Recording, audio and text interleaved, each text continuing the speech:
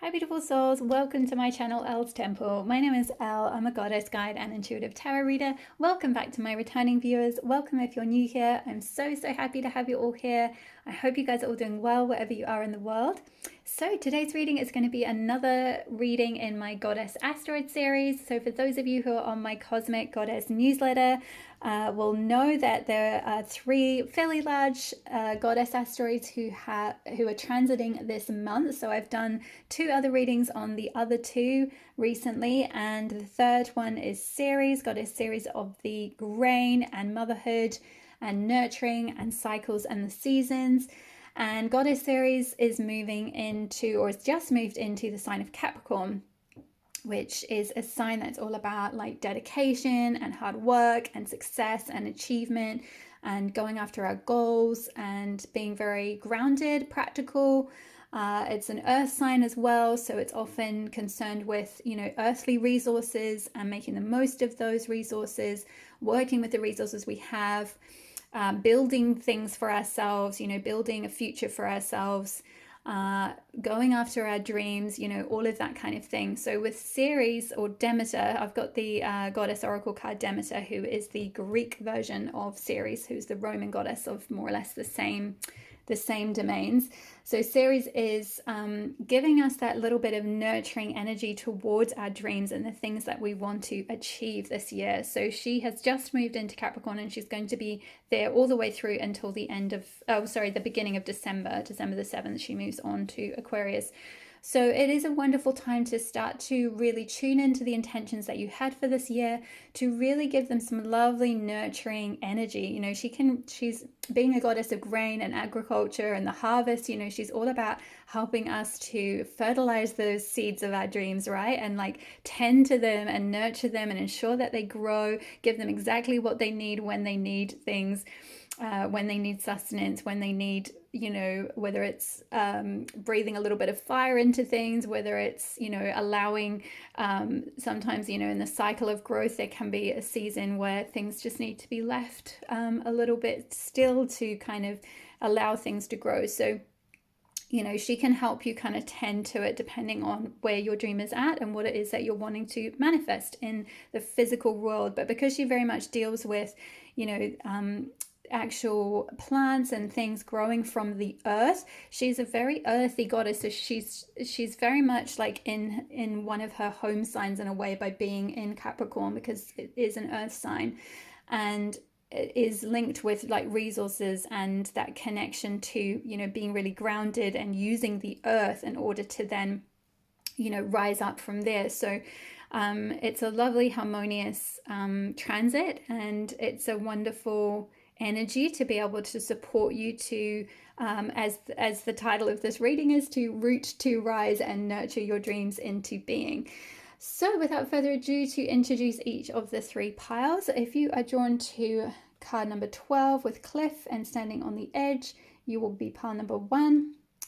If you are drawn to card number 14 with Old Woman of Dreams, the Maker of Visions, you will be pile number 2. And if you are drawn to the Fisher King's Court with card number 16, Otherworldly Treasures, you will be pile number 3. Timestamps will be below as always.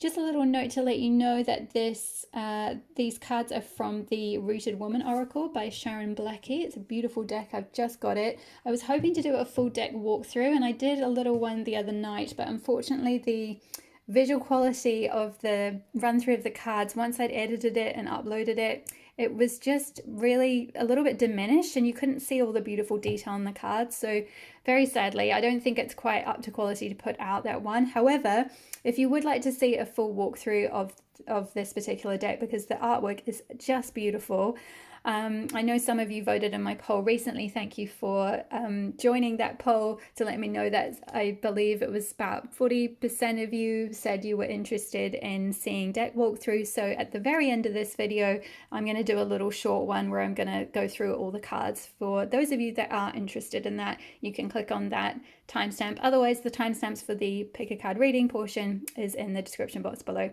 Okay, my loves, I will see you in your pile.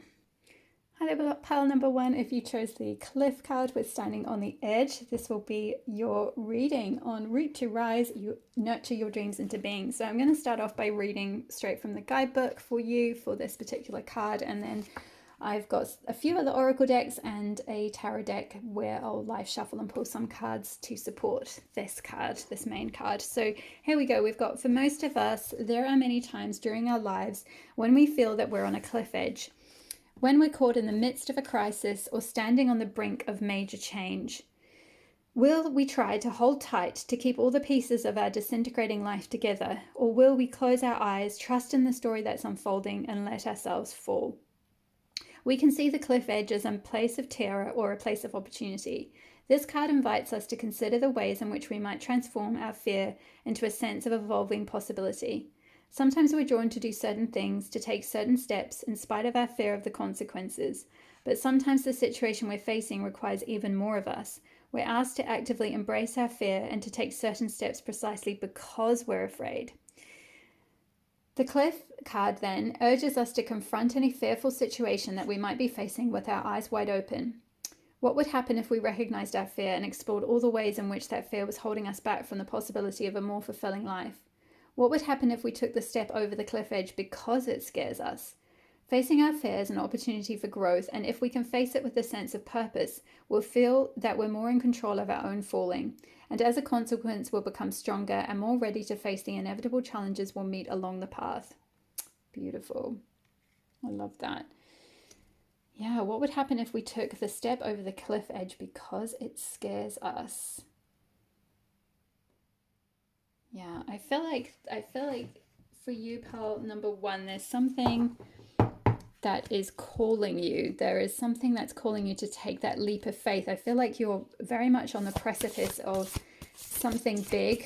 Like it says, possibly some big change, of letting go of some old way of being and stepping into a whole new way of being, a whole new dream for yourself. Maybe some of you are on the precipice of like moving countries. I'm kind of seeing with the being at the edge of the cliff and sort of looking out over the sea. Maybe some of you are considering moving overseas possibly, or starting a new course, or just doing something really differently, doing something quite drastic, maybe like leaving a job behind or something and going out doing your own thing.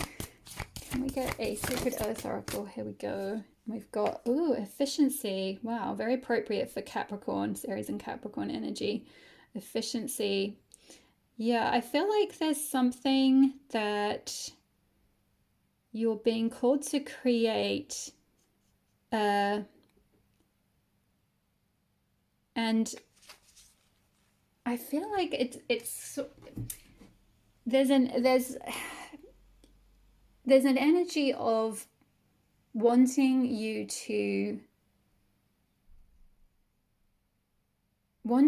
step into this sooner rather than later. Nothing that is meant for you can miss you by, can pass you by, but I feel like there is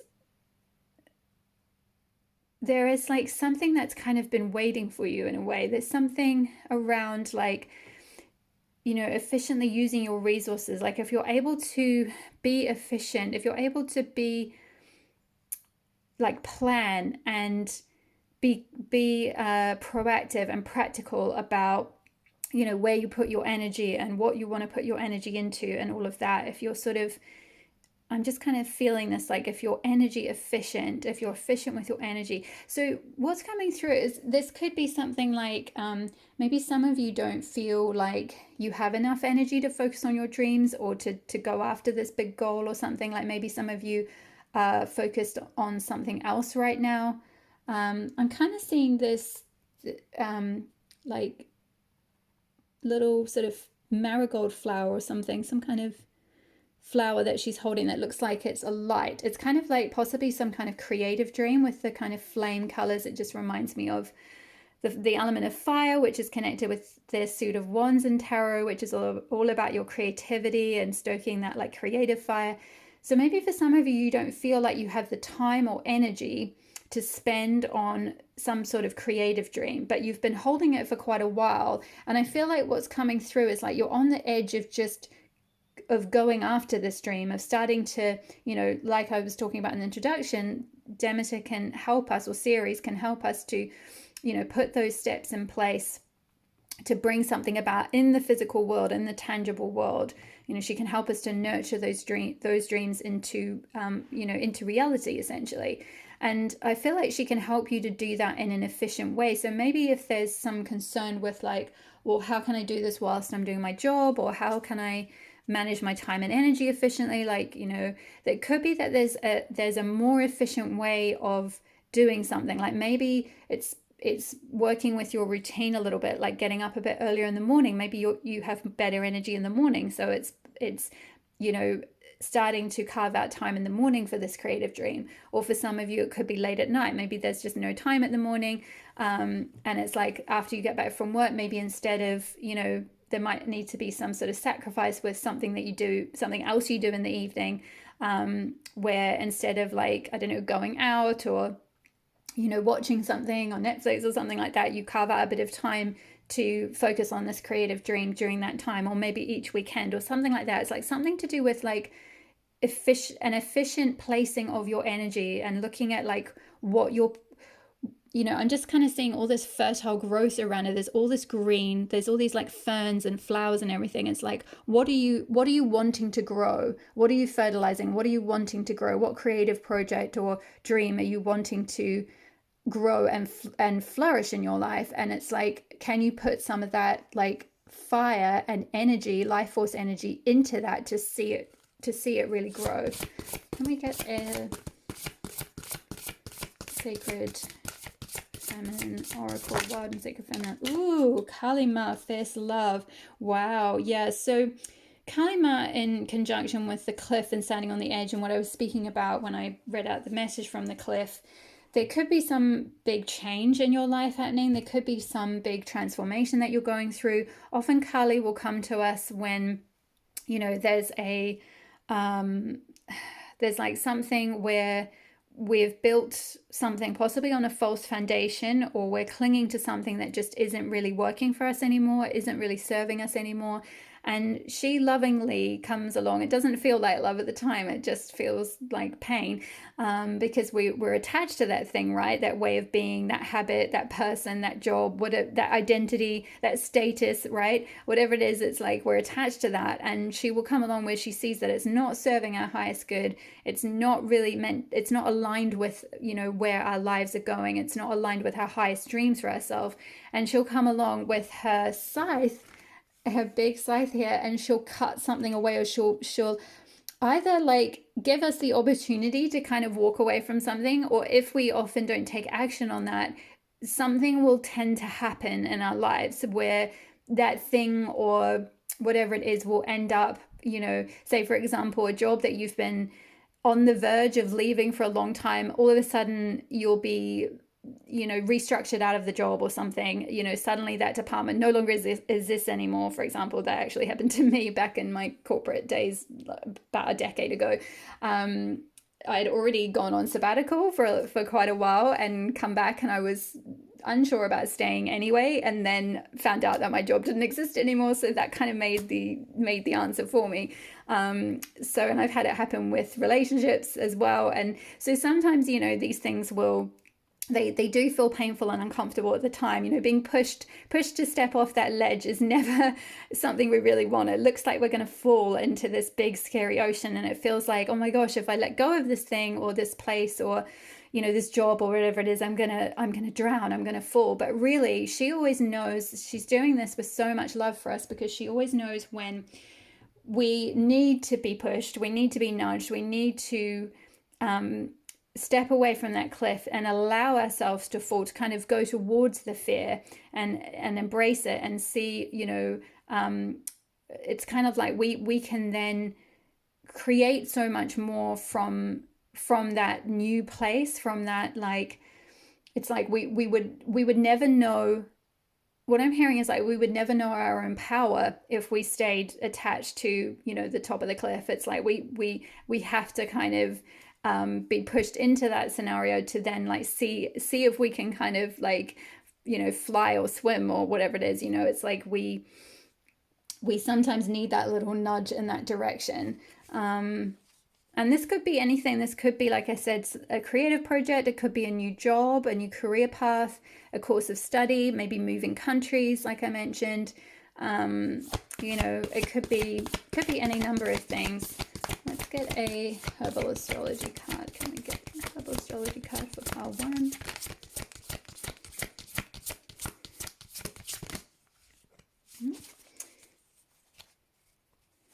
Herbal astrology card for pile 1. Oh, there we go. Mandrake with sensuality. Okay. Beautiful energy. We've got Venus energy here. We've got this like root kind of with all its little tendrils kind of in the shape of a body, and then this beautiful plant growing out of it with flowers. It's quite similar to the green and the purple on this card as well, actually.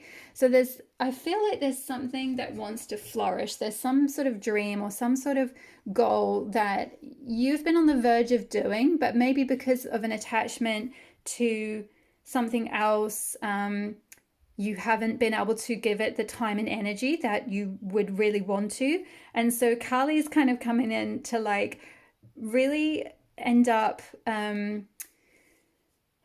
creating some sort of scenario which would allow you to go after this dream with like in a more efficient way, like in a more sort of direct way, or to be able to sort of give it more energy, more of your life force energy, so that you can really like flourish and grow.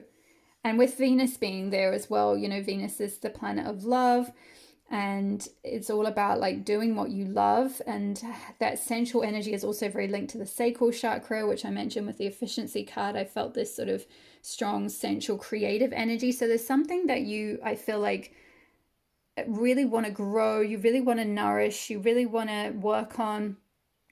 You have some beautiful dream, some beautiful creative goal, I feel like, for most of you. But with this little kind of root figure with the plant coming out of their head, I feel like, yeah, what I'm getting now with the efficiency in this card is like the dream that you've had has so far been perhaps more just up in your head. There hasn't been a lot of maybe practical application to kind of get it to start manifesting in the 3D. So there's something about like this root is above ground and all the sort of like little tendrils are kind of sticking out. So it's like it needs to be, it's like it's kind of the seed is there, but it needs to actually be planted. It needs to be, you know, like the title of this reading, it needs to root. It needs to be fully rooted, fully grounded, fully planted in the soil, and then connected with the energy of Mother Earth, so that it can, this dream can then be nurtured and watered and tended to, so that it can then rise up from there. I'm also seeing with Neptune as well, that's another possible synchronicity. Neptune is the planet of the seas, and it rules over Pisces, and it's linked to creativity and having a you know, being very connected with like the creative arts, feeling very inspired, you know, being very connected to the muse. And it can also in its shadow be a little bit it can be to do with illusions. So kind of what I'm getting is again where maybe there's been some dream, but there hasn't, it's just been sort of in the idea realm. It's just been in the sort of, you know, the realm of illusion so far. And it doesn't have to be an illusion. It can be an actual grounded physical dream, this thing. It can be something that you manifest, but it needs to come down from the sort of the ideas world, to come down from kind of the muse, come down from you know, that kind of watery realm, if you like, the watery realm of Neptune and Pisces, and bring it into the physical, which is where, particularly if you are a water sign, or you have a lot of water signs really strong in your chart, if you find it difficult to ground ideas into reality, maybe you're someone who has a lot of ideas and it's quite difficult to actually take that leap of faith and commit to one idea and really grow it and see it through to fruition. I feel like working with Demeter, working with Ceres, will really support you to.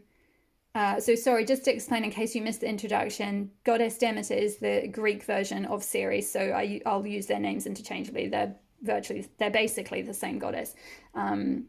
Yeah.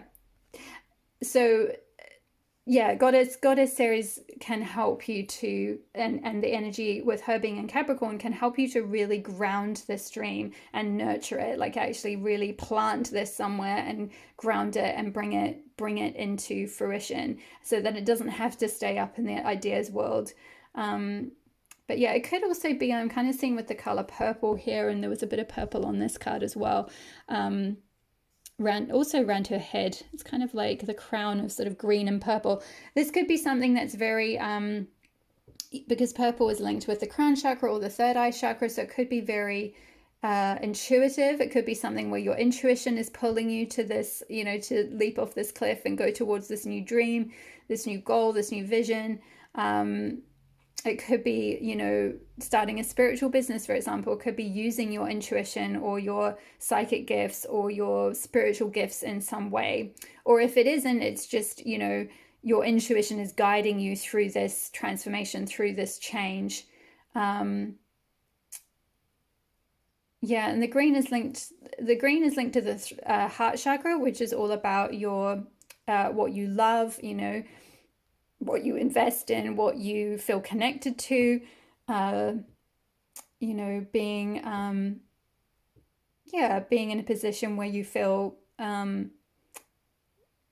you can be of service as well. It can be to do with being, in an energy of like gratitude and abundance and compassion and sharing and being able to share your energy with others. I'm kind of picking up as well. So interesting. 45 in numerology reduces to 9, so you could be a life path 9, some of you, which is actually, that's funny, I was just picking up service, because life path 9s are very empathic, very community oriented. They tend to be very community oriented. They tend to want to be of service to humanity in some way. As sometimes life path 9s will end up in roles like teaching or counseling or things like that, where they can kind of use their empathic skills to support people in some sense, to guide people in some way. They are often highly intuitive as well. So I feel like, with these two colors, the purple and the green, it's like you're very heart-centered, you're very empathic, but you're also very intuitive and possibly very spiritual as well. So there could be some dream that you have to sort of weave those two facets together. I'm also seeing as well with the red dress here, red is the color of the root chakra, which is to do with like your home, where you're from, your upbringing, your tribe, all of that kind of thing.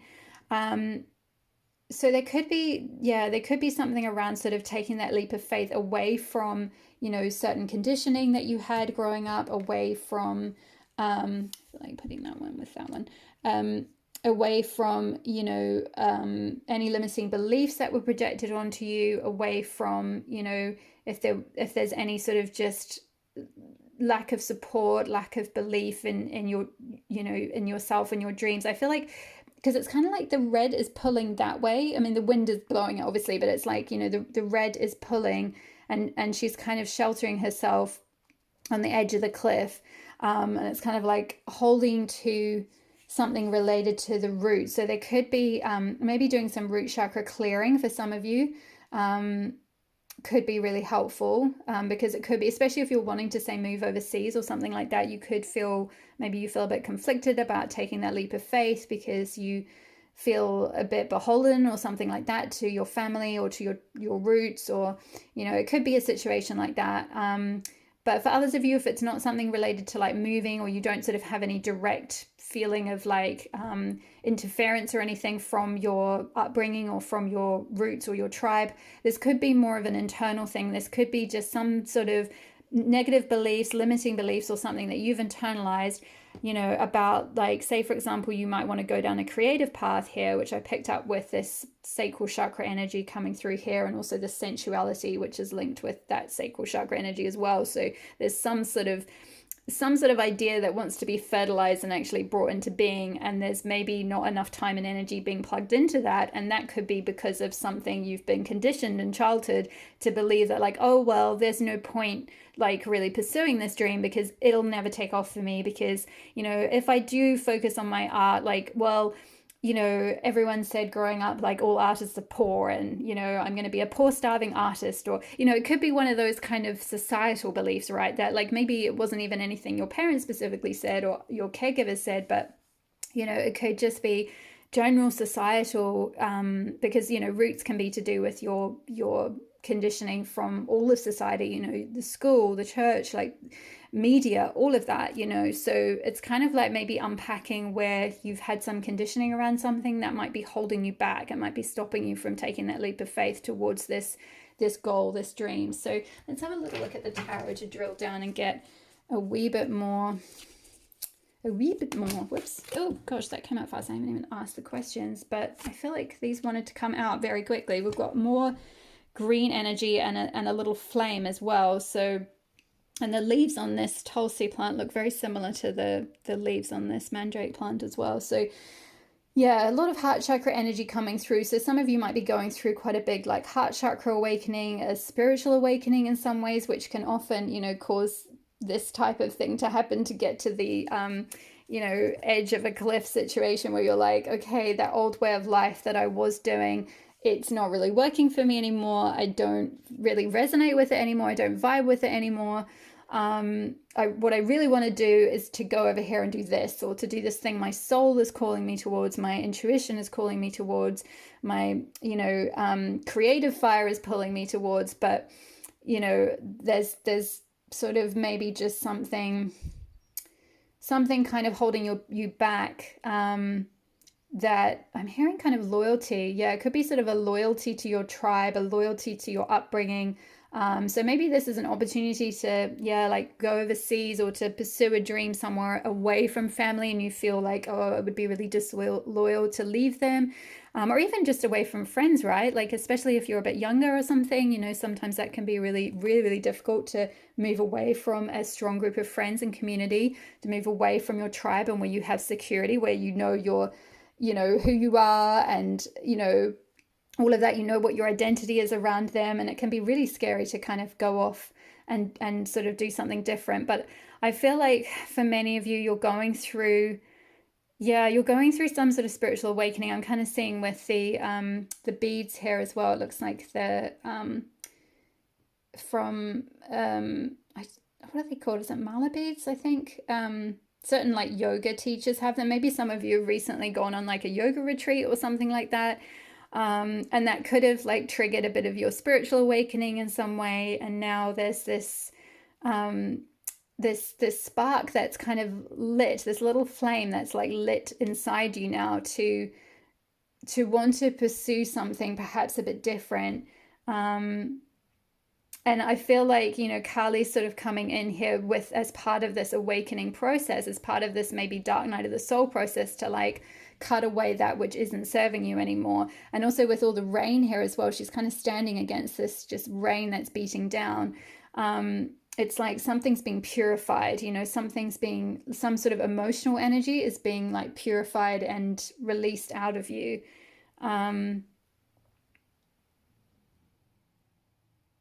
Yeah, and then we had the world with Pachamama, card number 21. So the world card can be to do with travel. So again, I picked up a vibe. Maybe it's just one of you, maybe a few of you are thinking of either just going traveling or thinking of moving countries, something like that. You're moving around the world or something. So this could be sort of, literally, doing something out in the world, literally moving somewhere in the world, something like that. But also it's to do with, the world can be to do with the end of a cycle, right? End of a very big cycle, a big life cycle, because both of these cards are major arcana cards. It's interesting though, they also, I've used this deck tons of times, so this is not like brand new. It's not like it's unshuffled, that it's coming out in succession like this. So we've got card number 20 and card number 21. So there's an energy of you're going through like these last stages of a cycle. Like card number 20, you know, the card Awakening card happens just before the very end, the last card of the major arcana. And the major arcana cards are all to do with like big life events, sometimes once in a lifetime energy. So it's fairly significant energy that you're working with at the moment. This is a fairly significant shift and transformation. We've got the butterfly here, which is symbolic of transformation. It's symbolic of going from, you know, being the sort of unawake self, if you like, the caterpillar that's kind of stuck doing everything that it was conditioned to do as part of its, you know, little caterpillar training, as part of what its family told it could do. And then one day it went through, you know, the chrysalis, the awakening process. It you know, connected with the light of its inner spirit, and it woke up and became this beautiful butterfly. So there's definitely some kind of transformation you've been undergoing. And I love how like grounded the energy in this particular world card feels. You know, it's like that this person's, you know, got this beautiful garden. It feels like this in the middle of summer or something. There's all these like plants, there's shells here, stones. You know, it's got this beautiful mandala with all the colors of the rainbow, which the rainbow comes after the rain. So I feel like you're sort of here right now, and where you're transforming into, where you're shifting towards through this Ceres and Capricorn cycle. So this could all take place this year while she's in Capricorn. This possibly like moving countries or leaving, you know, some kind of like a home, a job, an identity behind, you know, really going deep into your spiritual awakening, or your creative awakening, really sort of rearranging things in your life to like put, you know, your creative fire more front and center, and then to really ground your dreams into reality. It's a very grounded world card. You know, it's like you've kind of grown this garden, you've got all this like abundance that's growing in it. So maybe for some of you this could literally be like a house. Maybe for some of you, you've been wanting to move houses or something, buy a new house somewhere else, you know, and have a garden that you can like maybe have like a herb garden, for example, or have, you know, like your own vegetable garden or something like that. It could be something along those lines for some of you, because especially also with the little root lady here as well, it could be that there's like something you're literally physically wanting to plant, like you actually want to get your hand stuck in and get an actual garden going and all of that. Or, you know, I feel like for more of you though, this is a metaphor. This is symbolic of, you know, really ground getting to a point in your life where you're really grounding your dreams into reality. And I feel like with Ceres and Capricorn this year, or Demeter and Capricorn, that is something that is a reality for you. And it will be a tough process with Kali here. I'm not going to lie. Like, she is a tough goddess, and it doesn't feel pretty at the time when you're first being sort of nudged towards the edge of that cliff. It feels it's tough love, really. You know, fierce love, as it says. It's fierce. It's a fierce awakening you're being called to go through. But I feel like there's an end to some kind of cycle of, you know, something maybe being difficult, something not working out. Maybe there's been a lot of like emotions, like letting go of a lot of sadness or grief or pain or something like that. It's like you're letting that kind of wash away. That cycle is closing out, and you're moving into a beautiful new grounded place where, you know, you're able to really, yeah, nurture your dreams and to actually bring things into like physical reality for yourself. I feel like, let's get one more card.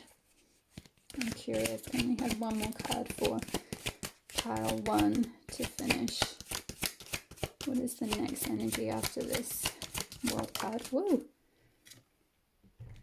5 of air, 5 of swords. Yeah, I feel like there's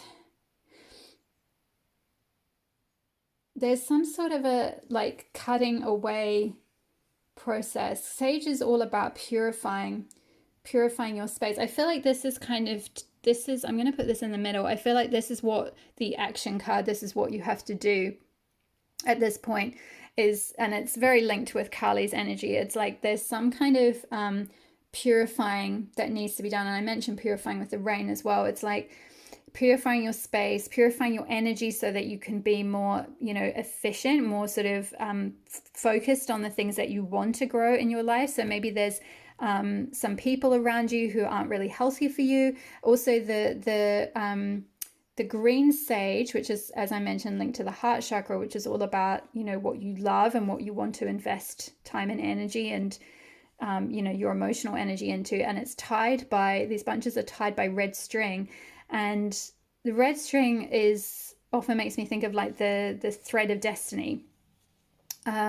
So there's something that like you're destined to do, but it's like requires you to actually come and sort of prune away anything that's standing in the way of you being able to reach this destiny that you are being called to plant and grow. It's like there's something, you know, Five of Swords can be to do with conflict. So maybe some of you have been in conflict with someone else or conflict internally. It's often mental conflict, you know, and I feel that coming from your energy with this cliff card is like, oh, do I stay? Do I go? Do I take that leap of faith towards this thing? Do I stay where it's safe and with what I know? And there's a sort of a conflicting energy going on. So that what's coming through, the guidance that's coming through is about needing to like sort of purify your energy, clean out your energy, maybe do a good declutter or something like that. Clear away any negative energy from anyone who's not serving you. So maybe there's certain toxic relationships or connections in your life, or just toxic habits in your life that need to be like, you know, disconnected from, or at least boundaries put up, if not fully like walked away from. So yeah, there's definitely a little bit of purifying work, a little bit of cutting away. You know, we've got this knife here, we've got a knife and a scythe here. So there's something that needs to be cut away in order for this full awakening to kind of take place, and for this world card to come about, this to be able to kind of end this cycle of like, you know, whatever hasn't been kind of working out for you. So I feel like those are all the messages that I have for you, pile number 1. I hope that resonated for you. Drop me a comment below if it did. I would love to hear from you. Hit the like button if it did resonate. It helps tell the algorithm what videos you guys are enjoying. Hit the subscribe button if you're not already part of my community. I would love to have you here. All the best with this cycle of nurturing your dreams into being, and I will see you in the next reading. All my love. Bye. And part 2, if you chose the Old Women of Dreams, card number 14, the Maker of Visions, this will be your reading on Root to Rise, Nurture Your Dreams into Being. So I'm going to just start off with picking a few oracle cards to get a little bit more energy on the table. I'm doing your reading a little bit differently to pile 1 because I'm going to read, I felt called to read from the Root of Women Oracle guidebook for your card at the end of your reading is what I was guided to do as I started recording. So let's just get straight into the other cards. Whoa, that came flying out. Preservation. Wow. That is such a powerful card. I love that. And the coloring is kind of quite similar to the artwork on this one as well.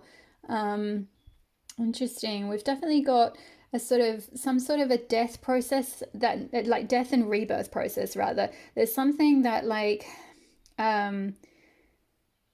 is needing to die and fall away in order to allow space for something that wants to be born. You can kind of see there's all this sort of like with the skeleton and the sort of the dark energy, we've got these snakes coming out of the hair, which is symbolic of shedding skin, right? So there's like maybe a shedding of an old skin, old identity. And then there's all this new life, these new, you know, this little baby here, and then all these little flowers and things that are growing like in this womb space. So I feel like for some of you, with the Maker of Visions and preservation and this little baby, I feel like some of you have some sort of creative dream that you've already conceived, I feel like, but there's just this like death process that needs to happen, this letting go, this shedding of some kind of identity. Snakes are symbolic of transformation. So there's some sort of a change that needs to happen in order to preserve and grow and nurture this rebirth, this new dream that's coming through. Wow, really powerful energy, pile number 2. What is it that you guys are doing? My goodness. Let's get a Wild and Sacred Feminine card. Number 1 Sacred Feminine card for pile 2, please, Spirit. Wow, Raven and Magic. I'm loving the aesthetic. Can I just say the dark aesthetic on your cards? What are you guys doing? Are you like sorceresses or something? With the magic here, yeah, there's something magical that you're creating.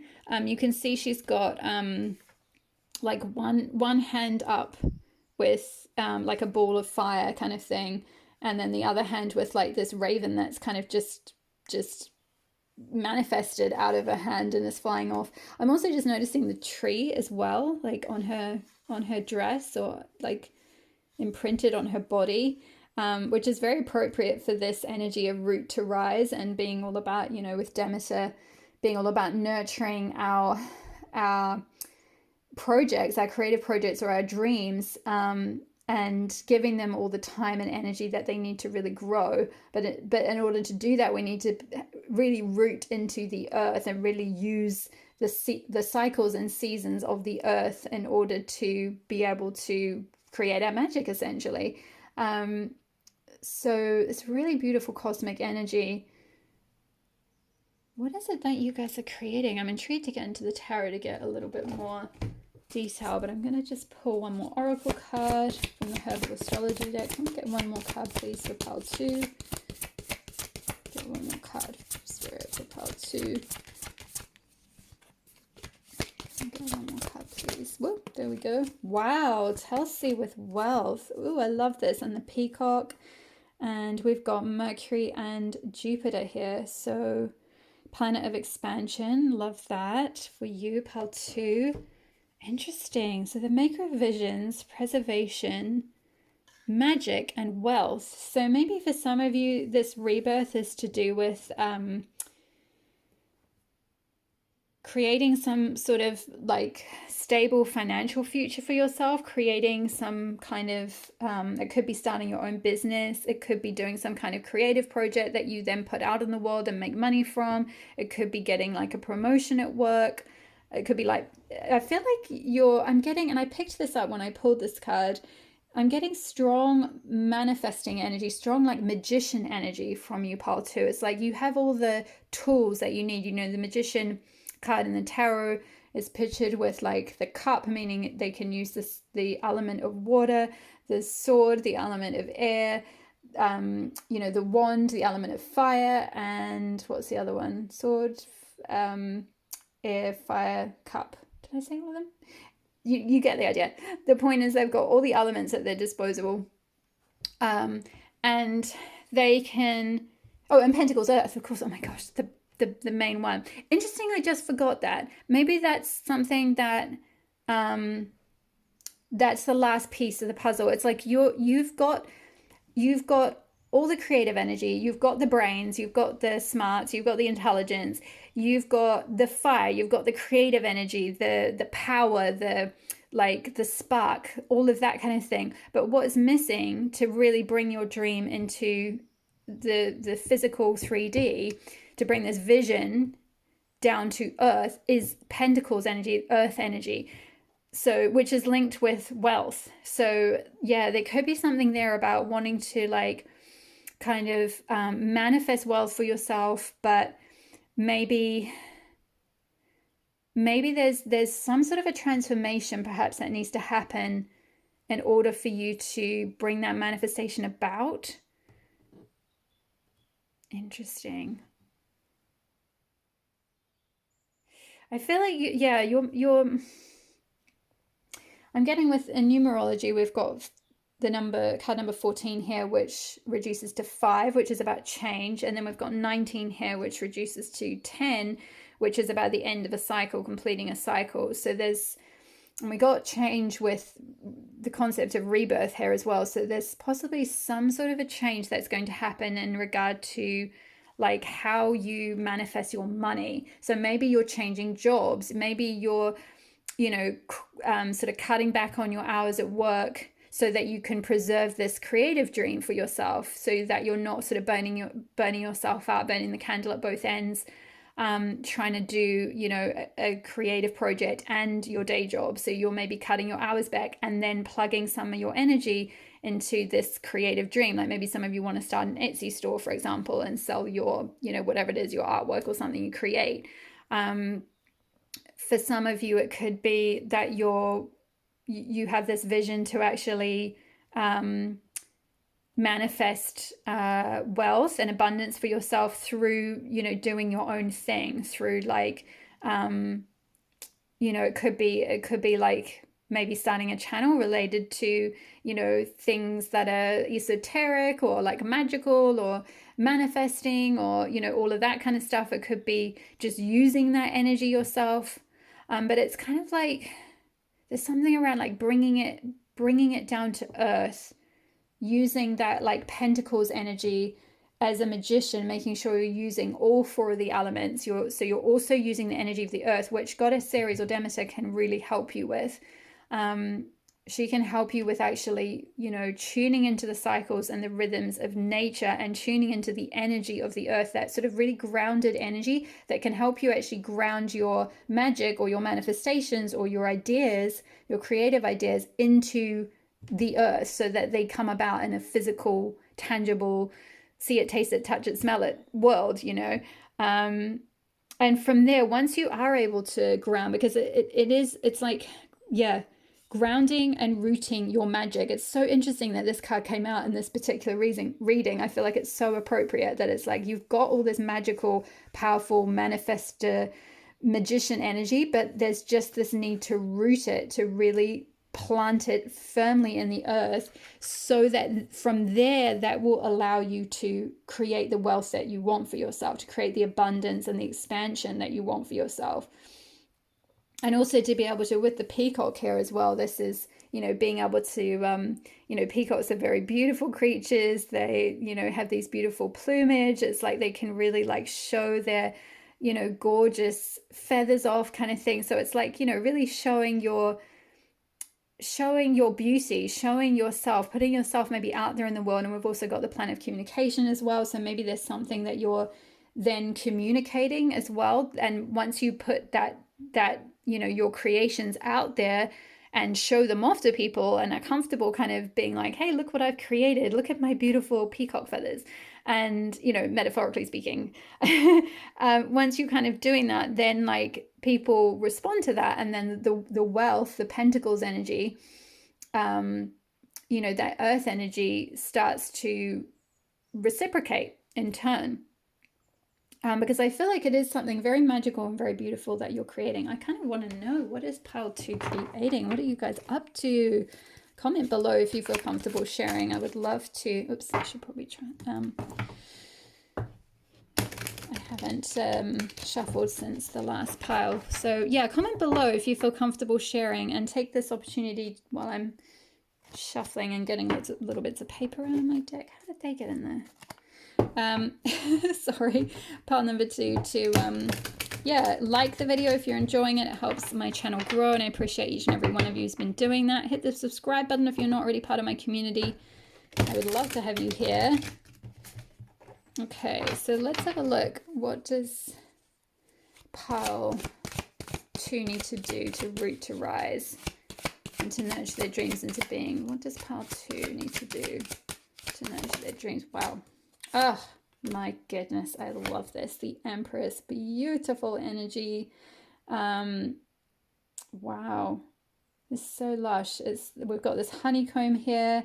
We've got little rose hips. We've got chili. This blossom. Yeah, there's something that there's something that's going to blossom after you've gone through this, and some of you may have already been through this sort of transformation process, this like death and rebirth process. Some of you might be in the middle of it now, some of you might be just starting it, but I feel like there's something new that's going to blossom out of this whole process. I'm kind of picking up really strong Samhain energy from this whole vibe, the old woman of dreams and preservation, and the snake and the cauldron here. This is reminding me of Cherodwin, which this might be depicting. No, I think there's a separate Cherodwin card. I'll read out the message from this card at the end of your reading, because I'm kind of intrigued. But yeah, we've got the owl here, which is symbolic of wisdom. as well. So yeah, I feel like you're very wise, very smart, very intelligent, very magical. Um, so there might have been something you might have been going through quite a process throughout, like Samhain or Halloween, the end of last year, through sort of autumn and winter, and letting go of something.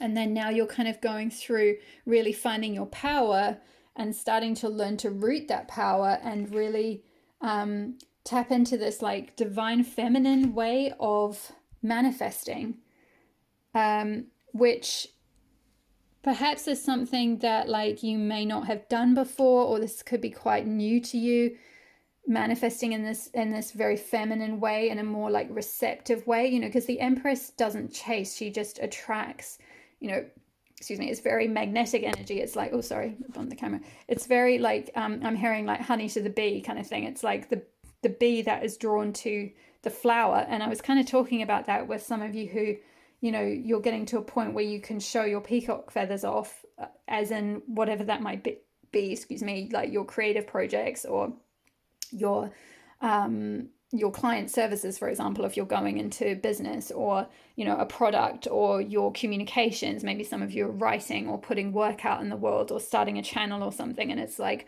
once you kind of share that and you're in that really beautiful receptive energy, you'll receive the attention and recognition and wealth and support and all of that, because that's what the Empress does. She receives, she attracts, she magnetizes, like she magnetizes all those clients, like, to her. She magnetizes all those bees because she has the honey kind of thing. So, wow, beautiful energy. What does, whoa, okay, didn't even get the question out, and we already got, oh my goodness, oh my goodness, oh my goodness. This is why I love doing readings live, because you can't make this up. You cannot make this up. Look at this, pile number 2, the Magician. What did I say with the Raven Magic card? That you guys are magicians, and then we have the Magician card come out. What are the chances? 2 major arcana cards as well. I feel like this Ceres transit is big for some of y'all, because in the first pile, I got, I think, oh no, it was 2 major arcana cards as well. So big life stuff, big life, when it's major arcana, it's big life changes, big life shifts, big transformations, big, potentially once in a lifetime or very significant life events. So this learning to kind of ground your magical powers and ground your like manifesting energy, your ability to manifest what you want, your dreams, your goals, your visions that you have for your life. You are able, this is confirming with the Empress energy here and the Magician energy here, this is saying you have this manifesting energy available to you. You are a manifester, you are a magician, you have all the elements, and also with the infinity symbol here, the number 8, that this is all about as above, so below, as within, so without. And we're in an 8 year this year, 2024, and numerology reduces to 8. Those of you who've seen my year ahead reading, like what 2024 is bringing in, I talked all about that in the introduction of that video, how 8 is all about manifesting. In numerology, I should say, the number 8 is all about manifesting. It's all about, taking a vision, taking an idea that's kind of up in the upper realm and bringing it down to earth, like literally rooting it, like it shows here with this tree, grounding your magic, taking your creative ideas and bringing them onto the earthly plane. This year is a year that is all about the collective, everyone doing this, starting to manifest things physically, and manifesting abundance, manifesting expansion as well. And we've got that as well with, as a double message with that, because we've got Jupiter here too, which is all about abundance and expansion. So yeah, really powerful energy. Pile number 2. I'm going to get one more card for you.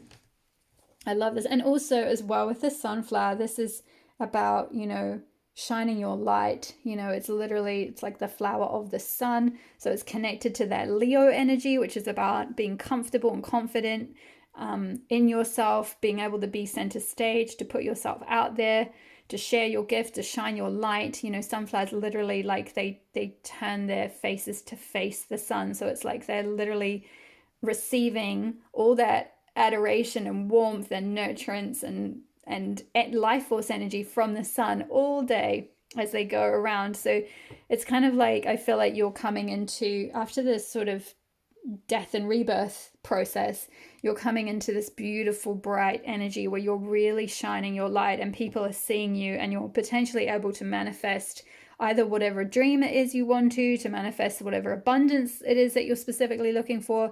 I also meant to say as well, with the Empress, this can be talking about starting a business too, because both the Empress and the Emperor card can be about, you know, having that empire. Specifically with the Empress, it's doing it in that very feminine way. So it's not necessarily having an empire where you're, you know, in power or in control or in authority over other people. So this could just be like being a solopreneur, being, you know, like sort of working from home kind of thing, like doing, you know, maybe some of you just want to be able to work for yourself kind of thing, but you just want to do it, you know, on your own terms. And that Empress energy, you can do that. You know, or maybe you want to sort of carve out that time so you can have more time like with your kids or for other creative projects or something. So you just want that like flexibility and ability to, like, you know, have sovereignty over your time and schedule sort of thing. And that Empress energy allows you to do that. So, and also with the rose as well, you know, roses are symbolic of love. You know, so I feel like this is something that there is a dream that you've been preserving and holding on to for a long time. That's still this little, it's like this little baby in the womb that's ready to be birthed. And it's a dream that you absolutely love, and you are going to love it when you're doing it, I feel like. Let me get one more card for pile 2, please, Spirit. Oh my gosh, I love this. This is such lovely energy. You are in for such a good year, I feel like.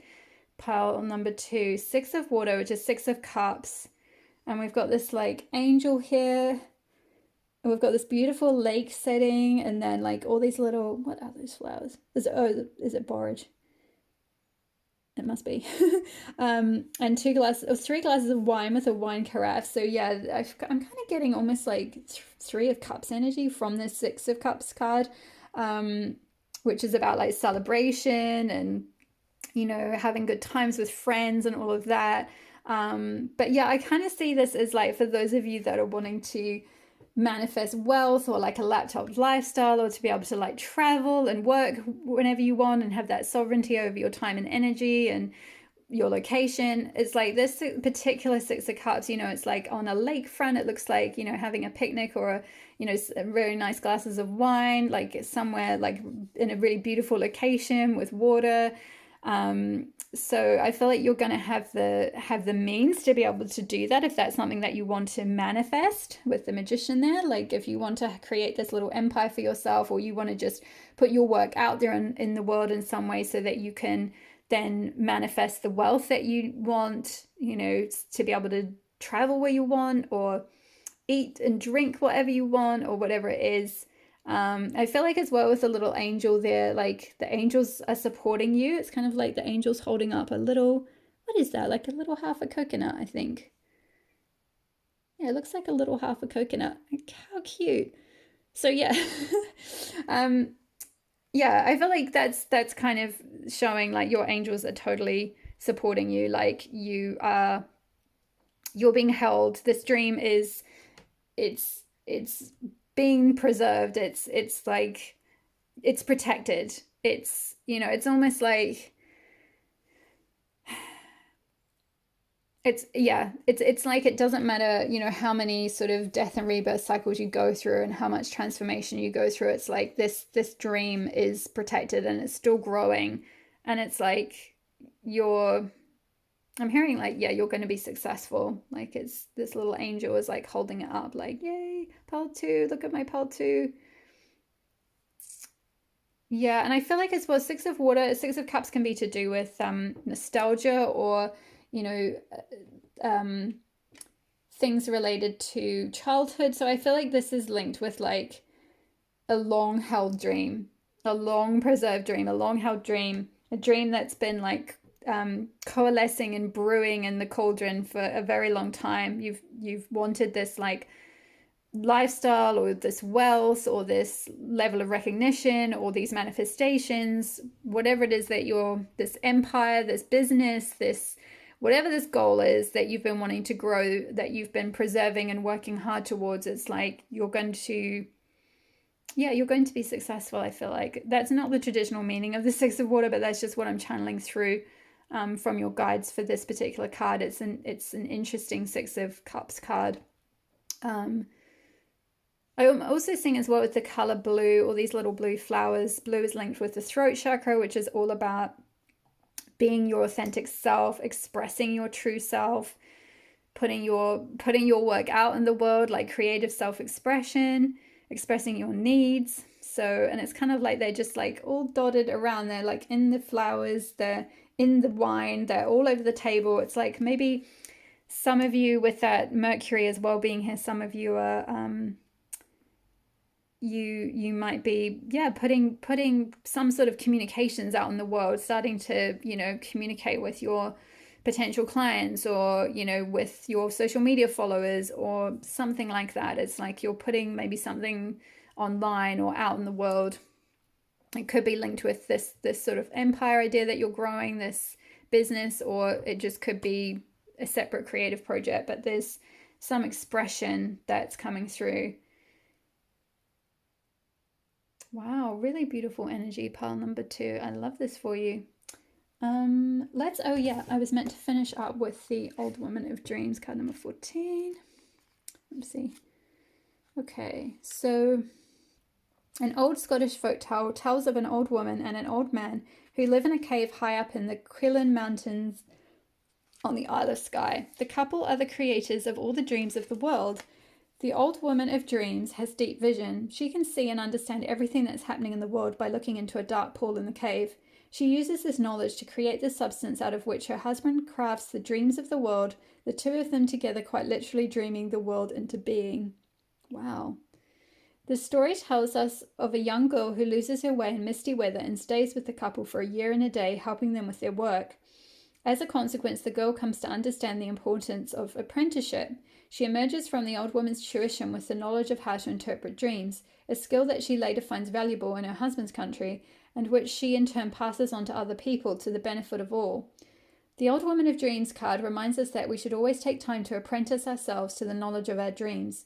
Although many of our dreams don't make sense to us in a narrative context, nevertheless the characters who populate them and the images which appear hold information that might be helpful to us along our path.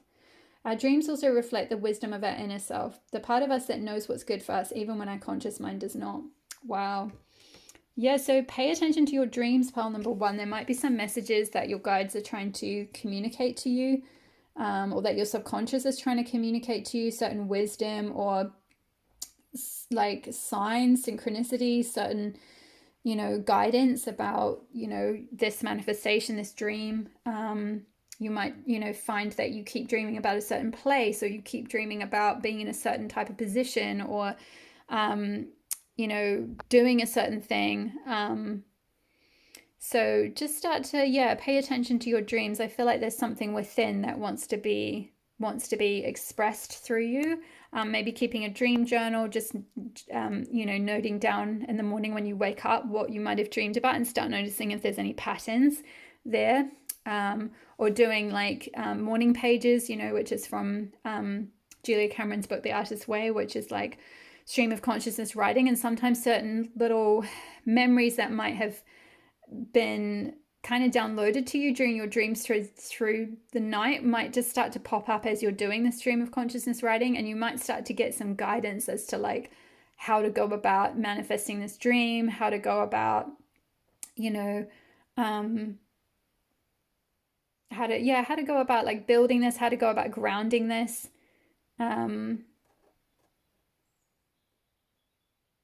Yeah, I feel like you might start seeing some like certain visions in your dreams of like where your life could be. You know, you might start seeing like, for example, if you're single, you might start dreaming a lot about being with a certain type of person, and that might give you a real indication of like who your soulmate is or something like that. It could be that. It could be like, you know, something related to a creative goal that you have. So yeah, just pay attention to your dreams. I feel like something could come through, some sort of sign or synchronicity or guidance could come through in your dreams. Okay, my loves, that's all the messages that I have for you today. I hope that resonated for you. Thank you so much for being here. Drop me a comment below, hit the like button and the subscribe button if you're not already subscribed. I would love to hear from you. All the best with nurturing your dreams into being, and I will see you in the next reading. All my love. Bye. Hi there, card number 3. If you chose the Fisher King's Court with otherworldly treasures, card number 16, this will be your reading. So straight off the bat, I'm getting, with card number 16, the numerology of 16 reduces to 7, and 7 is a very spiritual number. It's, you know, there are 7 main chakras, 7 days of the week, things like that. If you have a 7 year in numerology, it's often a year where you tend to, sometimes it can be a year where you tend to hermit, or a year where you go through a deepening of your spiritual gifts, a time where you spend a lot more time going within, going on a spiritual journey. So I feel like for some of you, this year is going to be really about like connecting with the other world, or sort of like activating and working with your gifts that allow you to, you know, maybe some of you have psychic gifts or clairaudience, clairsentience, things like that. Or you could have spiritual gifts, healing gifts, shamanic gifts, that type of thing. And I feel like there's like true treasures that are really awaiting you that are going to start flowing to you more and more through this time, this Ceres transit in Capricorn. It's something that you're going to be like really building on and growing these treasures, these gifts. So let's get a little bit more energy, and I'm going to finish the reading by reading from the guidebook, because I believe there's like quite a good message in the actual guidebook itself. But let's just start off by getting a little bit more energy on the table. So can we have, whoa, came out fast. We've got time. Interesting. Wow, there's just so much detail on this card. Beautiful. There's something I feel like that wants to be kind of birthed into being.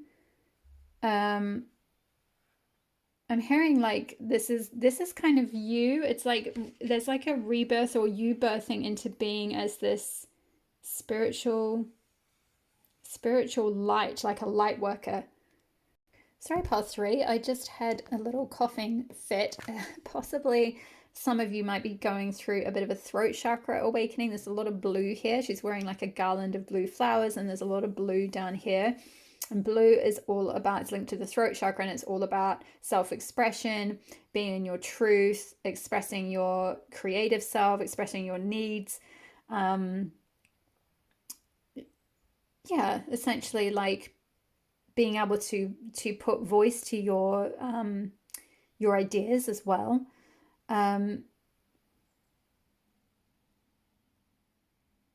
So yeah, it's like you're in this you're in this energy of like awakening as, I feel like, a kind of a light worker on this planet. Some of you may already be doing that, and it could just be that this is about like deepening those gifts, activating them even more, you know, using them even more or something. For others of you, this could be an initial awakening. I'm seeing with the owl here, it could be awakening to your spiritual wisdom.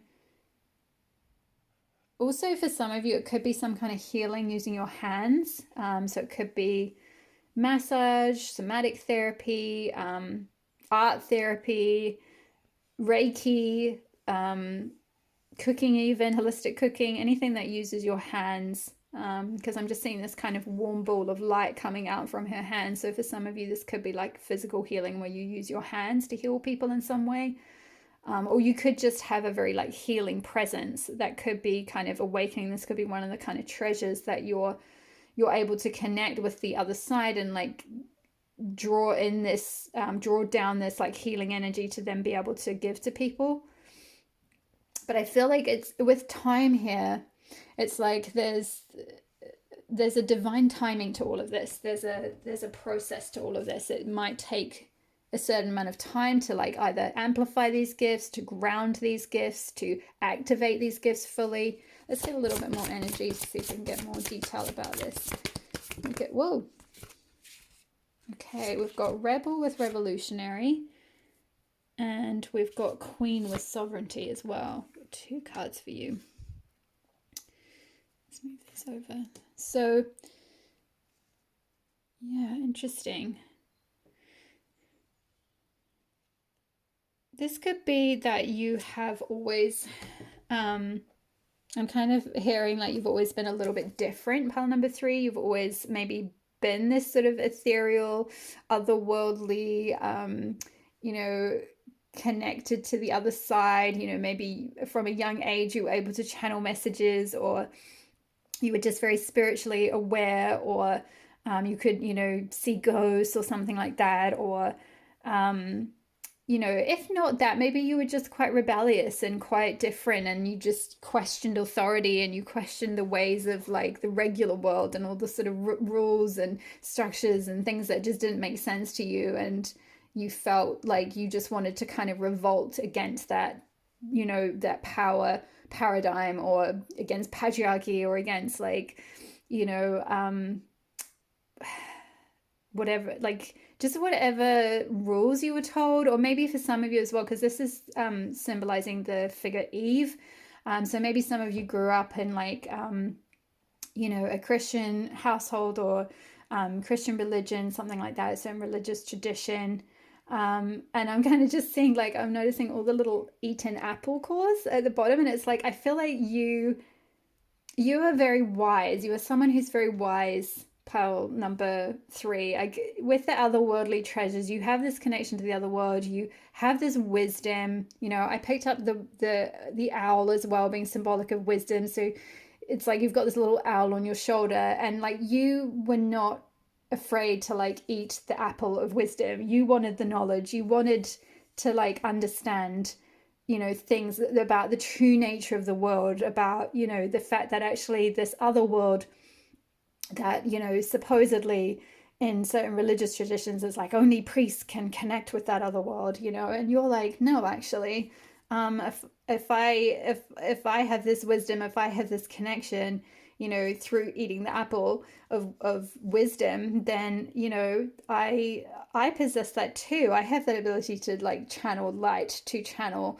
the goddess, to channel the angels, to channel other beings, whatever it might be, ascended masters or something. It's like you possessed a wisdom that was sort of beyond your years, I feel like, and it made you maybe very different. It made you perhaps stand out. It made you different from the people you potentially grew up in. I'm also seeing with Queen and sovereignty here as well.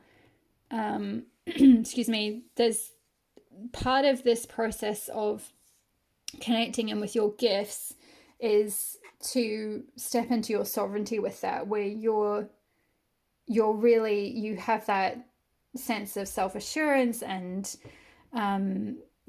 like authority to then like, be able to give guidance or to heal people or whatever it might be. It's like you have the authority to do that. It doesn't have to be on anyone else's, kind of order or whatever. It's like you don't necessarily need a qualification to do it. You don't need someone else to come along and tell you can do it. It's like you already are this queen. You already have this power, this like goddess given or God given or universe given power within you. You can grant yourself that authority to then be able to be this light worker in the world, and also I'm just seeing, it looks like she's holding this mask on like a kind of a petal, and it's like taking the mask off. So I feel like maybe part of this during this transit is like letting go of a false mask that you've been wearing, perhaps to try and stay sort of quote unquote acceptable. I'm not saying that like you're unacceptable if you're using these gifts. I feel like this is some sort of conditioning that you may have had in childhood, where there might be a part of you, there's sort of an ego part of you that feels frightened to kind of take the mask off and come out of the like woo-woo closet, if you like, fully, because it feels really scary to be that rebellious and be, because Eve is pictured, oops, actually, which just reminds me, I'm not meant to show nudity on YouTube, apologies, not my rule, YouTube rules.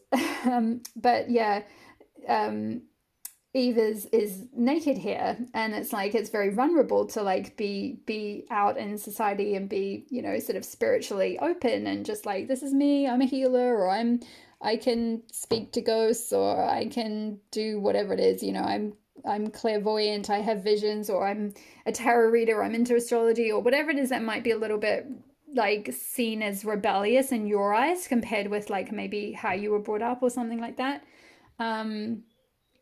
So interesting. Let's get where did I get up to? We've got a herbal astrology card. We've got one more card for pile 3 in spirit.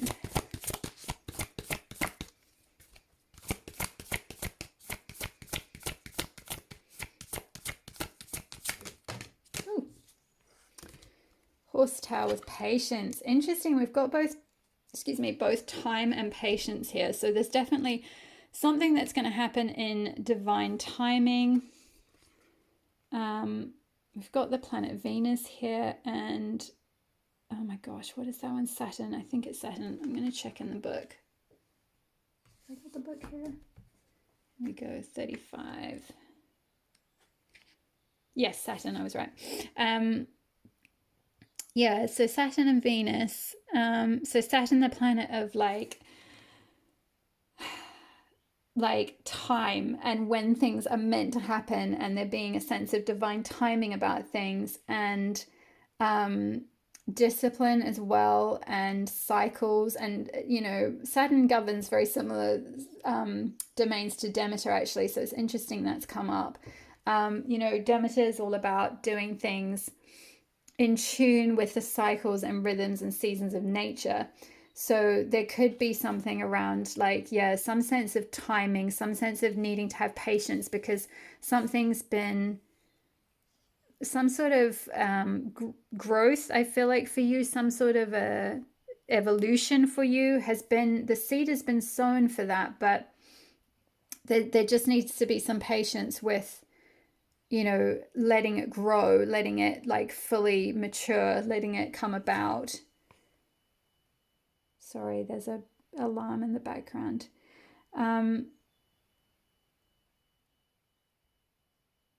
Yeah, it's like you can see like there's a horse sitting in the earth by this river, and she's just sitting there very serenely, kind of thing, like just waiting for like something to kind of, or actually rather there's a waterfall here, like something to kind of come down the river for her.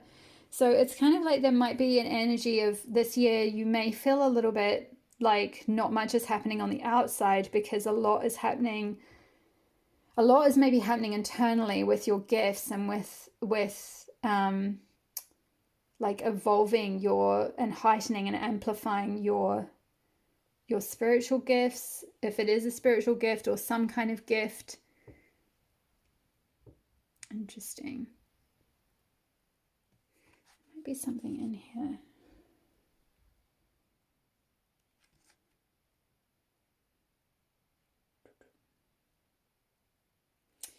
So Horsetail teaches us of the power that lies within patience and the endurance gained through the hidden blessings of challenges. There is something good in all seeming failures, and although that might not be clear in the moment, time will reveal it. Time will reveal it. Yeah, there's something about time here. Trust the process. Remember that stubbornness and willfulness are counterproductive to loosening knots. Instead, like the medicine of horse, ground to earth's energy as you survive and adapt to changes and hardships on the journey. I love that. Ground to earth's energy. And this reading is about root to rise. So yeah, this is all about rooting, grounding, connecting with the earth. Horse medicine provides us heightened sensitivity and the purity of trust as essential tools to have while we endure challenge and hardship. Yeah, so maybe for some of you, this if you feel like you are in a period of standstill or something at the moment, this could be quite tough for you, because you might want to sort of charge ahead and like you know, have sort of create this sovereignty for yourself. But I feel like there's a, like, I'm just hearing what they're playing in my head is that there is a season, turn, turn, turn. I can't remember the rest of the lyrics, but that song, can't even remember who that's by. Sorry, I'm terrible, absolutely shockingly, embarrassingly bad with remembering any names of any bands, which is why I hardly ever bring up songs, and why my guides know not to tell me songs, because I don't know most of them, or I don't remember most of the names of them, which is really embarrassing. So, but anyway, I'm sure you guys know what that is. I remember it was on, I think it was on Forrest Gump. I remember that much. So let's have a look at some tarot cards. Oh shoot, I need to let's put this over here. I need to shuffle this because I haven't in between the piles. So while I'm doing this, if this video is resonating for you, hit the like button. It really helps my channel to grow. Comment below. It helps me know how you guys are resonating with the videos, and subscribe if you're not already part of the community. I would love to have you here. And we'll get a little bit more energy on the table with the tarot to see what is this timing thing is what I want to know. What is this thing that needs time? What is this thing that needs time for pile 3? Whoa, my goodness, we've got 2. So 8 of air, interesting, which is 8 of swords. Limiting beliefs, I feel like. Let's move that up. And also 9 of earth, 9 of pentacles. Okay. Limiting beliefs about having sovereignty over your resources and your money, or how you earn, or what you do for money, what you do to build your life with, your resources. Oh my gosh, this is so interesting. We've got all those apple cores here, and then we have more apples. Wow, it's a double synchronicity with apples here. So which is symbolic. Apples are symbolic of, as I mentioned with the Rebel Revolutionary card, of wisdom. So there's some sort of a wisdom that's growing around what you can. They're also to do with harvest. It's how you can harvest, what you can harvest, what you can do with your wisdom. I'm just seeing homemade pies here. It's what are you going to do with these apples of knowledge? What are you going to do with these apples of wisdom? Are you going to eat them and throw them away? Are you going to make them into pies? Are you going to make them into these little decorations? There's something around. 8 of swords is limiting beliefs, and we've got this structure with an old gate, but it kind of looks like there's this big shrub that's kind of in the way of going through this doorway. So I feel like it's there's a portal, there's a doorway you need to fully go through to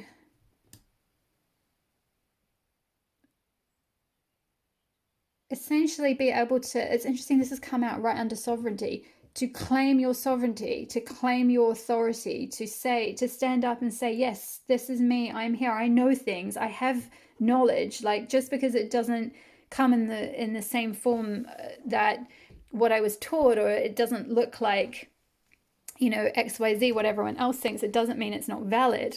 I have a right to be here. I have a right to share my gift, or share my wisdom, share my knowledge in some way, and potentially to earn money from that, potentially to make a living from that. 9 of Pentacles is about independence. It's about being able to create an income for yourself, or create stability and security for yourself, without needing to depend on anyone else, to be able to rely on yourself, to create and harvest your own resources. So maybe some of you are wanting to, you're wanting to grow something, you're wanting to, maybe some of you want to, you have these gifts, and you have this wisdom and you have this knowledge, but it needs a little bit more time to cook, is what I'm hearing, to kind of coalesce in the pot. It's you have all the ingredients, but just something needs a little bit more maturing to then get to a point where you can really be fully sovereign, fully independent, you know, maybe earning a living off this or something. There's some kind of patience and divine timing with it all. Let's see if we can get one more. What is the next step for? Wow, okay. 10 of Earth, 10 of Pentacles, beautiful. Yeah, so after going through this 8 of Swords, you know, letting go of these limiting beliefs, walking through that gateway, fully walking through that portal, connecting with these otherworldly treasures, creating that independence for yourself, using that wisdom in some way, and then that's going to lead to this abundance. 10 of Pentacles is all about abundance, or 10 of Earth is all about abundance. You know, there's this beautiful woven basket here, and then all these like plants that have been harvested. So it's like you are going to be able to like harvest more than enough, I feel like, for what you need. It's like this is total financial, or, you know, whatever stability, security, abundance that you need to live the sort of lifestyle that you want, that will come to you in time. But there's just a bit of patience that's needed at the moment.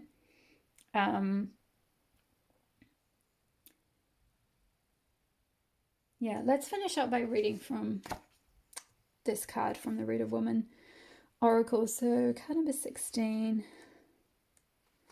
The Fisher King's Court, Otherworldly Treasures. The Fisher King's Court and the large body of European legends about the quest for the Grail is an otherworldly source of nourishment and treasure which can sometimes be seen in this world. But this magical place, which is usually situated on the banks of a great wide river, offers us more than just fine food and jewels. It's the source of all the treasures of the living earth, the wild things, the beauty of the natural world. It's interesting it's talking about situated on the banks of a great wide river, and we've also got this horse sitting on the bank of a wide river as well. So the river is symbolized twice too. Interesting synchronicity. In European traditions, the other world is a lush and fertile place. It might sometimes be dangerous, with ample traps for the proud or unwary, but it's usually envisaged as a land of abundance. Abundance, 10 of Earth, exactly. It's a place of beauty and harmony, not of darkness and terror, a country which exists outside the laws of time and space. It's home to deities, spirits, and supernatural beings, and to our ancestors. It's a world which runs parallel to our own and which might sometimes seep into it. The other world is elusive, accessible only at certain times of the year, at certain thin or threshold places, or by invitation. That's our invitation to walk through that portal to the other world fully. Yes, I love it. For our ancestors, it was just as real as our own world. It was simply perceived in different ways, not with the physical senses, but with what we might think of as the psycho-spiritual senses. This card reminds us that we'll always find our greatest source of joy and nourishment in the magic of the land, which is the gift of the other world. It reminds us to be grateful for and respectful of the abundance we're offered. Wow. Beautiful. Reminds us to be grateful for and respectful of the abundance we're offered. And there's a lot of abundance coming to you, I feel like. Pile number 3. A lot of abundance, but there's just, yeah, just patience for now. And it will all happen in divine timing, I feel like. Once you've fully sort of accepted this gift, these gifts, and walked through that portal to the other world, and like claimed yourself as kind of queen of that wisdom, I feel like it will all come to you. Wow, beautiful reading, pile number 3. I hope that resonated for you. Drop me a comment below if it did. Hit the like button if you enjoyed the reading. It helps tell me what content is resonating for you guys at the moment. Hit the subscribe button if you're not already part of the community. I would love to have you here. All the best with nurturing your dreams into being, and I will see you in the next reading. All my love. Bye. Hi beautiful souls, welcome back to the deck walkthrough of the Rooted Woman Oracle by Sharon Blackie with artwork by Hannah Willow. So this is the deck that I used today for this beautiful Ceres and Capricorn reading for your selection cards. And as I polled some of you guys, I noticed that some of you would be interested in learning about the deck walkthroughs that I might be interested in doing. So let's have a look. And I've just realized, sorry, I've just reshuffled them all and I've just put them in slightly the wrong order. So it wants to start there, oopsie, there, apologies, because I shuffled the cards to get your selection cards, but now they are in the right order. So card number 1, we've got Well, the Source of Life. Hopefully the focus is much better this time. I filmed a whole deck unboxing for you the other night when I first got this deck, and sadly after I'd edited it and uploaded it, the video quality was really not very good, so I'm just tagging it on to the end of this reading now. So Island with boundedness and isolation, Cave with incubation. So the first part of this deck is the places. So we have 17 cards. It's a 53 card deck and we have 17 cards related to places. Bog with stagnation. I love this card. Forest with finding the path. Meadow, flourishing and regenerating. Mountain, vision and inspiration. Sea, plumbing the depths. Number 8. It's just such beautiful detail. More, silence and simplicity. River with flow. Hopefully this is still in focus. Lake, what lurks beneath. Cliff, standing on the edge. This was one of the cards for today, for today's reading. Bridge, the place between worlds.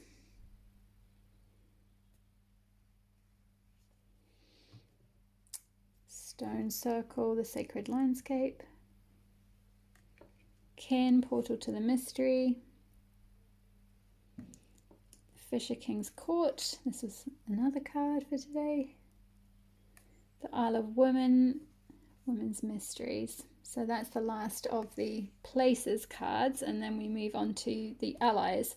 So Well Maiden, the voice of the other world. Old Crane Woman, guardian of the threshold. Sovereignty, the power of the land. Selkie, the soul skin. Mish, divine madness. Chiridwin, the initiator.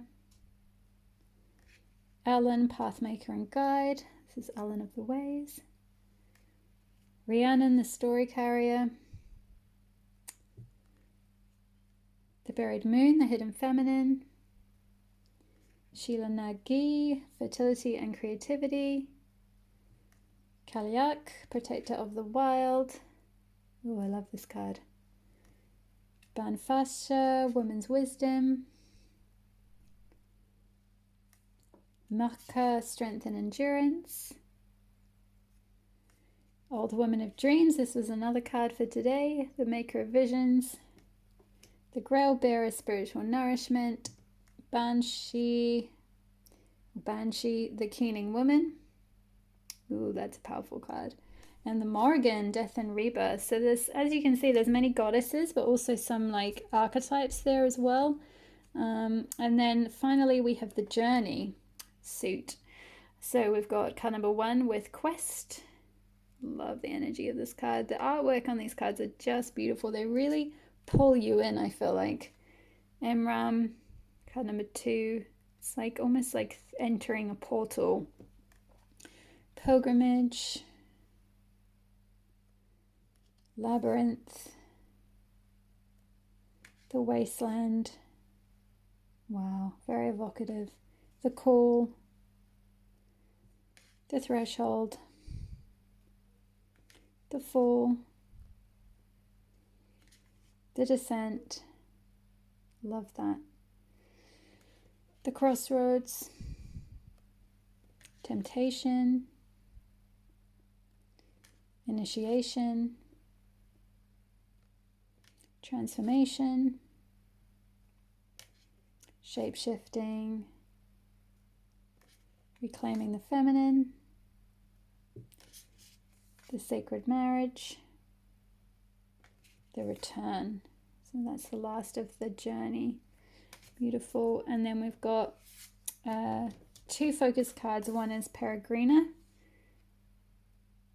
Love that card. And the last one is Rooted, which is the same as the cover art, but it's also got a little badger and a little hare. So such beautiful artwork. I felt like I couldn't miss an opportunity to kind of show that off to you guys, to show the beautiful artwork here.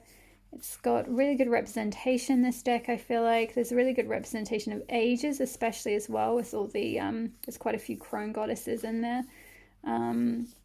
So it's lovely to see that isn't something that's present in every goddess deck. Sometimes it might have a crone goddess, but they sometimes get a bit gone through some sort of like what do you call it, makeover or something, where they're made to look like a lot younger. So it's really nice to see. It's really nice to see the crone goddesses here in all her glory. And Sheila Nagi, this goddess is in hardly any of my goddess decks, amazingly. I have so many and she doesn't show up very often, so that's wonderful. There's so much nature here. The artwork is just alive, it feels like. It's like there's just this tug, like a kind of a pull into some of these cards, like stepping into a portal or something, like you just want to kind of be in the card. So really, really beautiful energy. So yeah, so that's the walkthrough of the cards. If you want me to do a full review with showing you all about the guidebook and everything, and my first impressions of working with it after I've worked with it for a couple of weeks, then let me know in the comments below and I'll do a full video again. I did try to do one the other night, but like I said, unfortunately the video quality was no good. I apologize. So I just did a little quick run through for today so you can at least see the artwork on all the beautiful cards. And I hope that was at least helpful for now, but let me know if you want more. All the best with your journey of rooting to rise, and I will see you in the next reading. All my love. Bye.